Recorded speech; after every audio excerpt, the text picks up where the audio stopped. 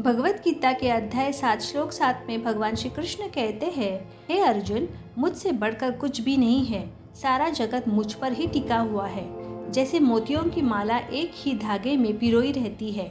इस सत्य को ब्रह्मा जी को समझाने के लिए स्वयं भगवान ने वृंदावन में एक अद्भुत लीला की। एक दिन श्री कृष्ण अपने सखा गोपालकों और बछड़ों के साथ यमुना किनारे खेल रहे थे। खेलते खेलते वे बड़े ही आनंद में थे। कभी बांसुरी बजाना, कभी क्रीड़ा करना, कभी बछड़ों को प्यार से सहलाना। उसी समय ब्रह्मा जी ने देखा और सोचा, ये साधारण सा ग्वाला कैसे समस्त ब्रह्मांड के स्वामी हो सकते हैं? क्या ये सच में भगवान है? ब्रह्मा जी की बुद्धि पर थोड़ी माया छा गई। उन्होंने भगवान की परीक्षा लेने की ठान ली। चुपचाप उन्होंने सभी गोपालकों और बछड़ों को अपने लोक में छुपा दिया और फिर देखने गए कि श्री कृष्ण क्या करते हैं। जब ब्रह्मा जी थोड़ी देर बाद लौटे, उन्होंने देखा कि सारे बछड़े और ग्वालबाल वही खेल रहे हैं, लेकिन ये वही पुराने बालक नहीं थे।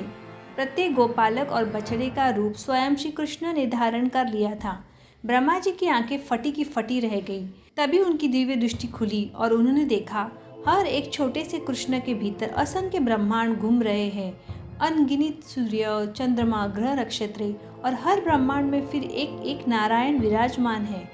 ब्रह्मा जी का सारा अहंकार पल भर में नष्ट हो गया। वे समझ गए, मैं 4 मुख वाला ब्रह्मा क्या भगवान की असीम शक्ति के सामने तो कुछ भी नहीं हूँ। तुरंत ही वे अपने हंस वाहन से उतरकर श्री कृष्ण के चरणों में गिर पड़े। आंखों में आंसू, हृदय में लज्जा और प्रेम। उन्होंने प्रार्थना की, हे नंदलाल, आपकी माया को कोई नहीं जान सकता। मैं तो आपके छोटे से अंश से उत्पन्न हुआ हूँ और आज मैंने आपके अनंत स्वरूप को देख लिया।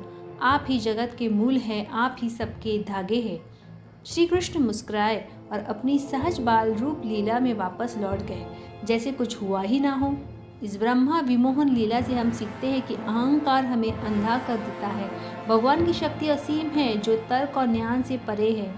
सच्चा ज्ञान वही है जो विनम्रता के साथ भगवान की शरण में ले जाए। तो आइए हम भी जीवन में अपने पद, शक्ति और ज्ञान का अभिमान छोड़कर श्री कृष्ण के चरणों में विनम्र भक्ति के साथ शरण लें।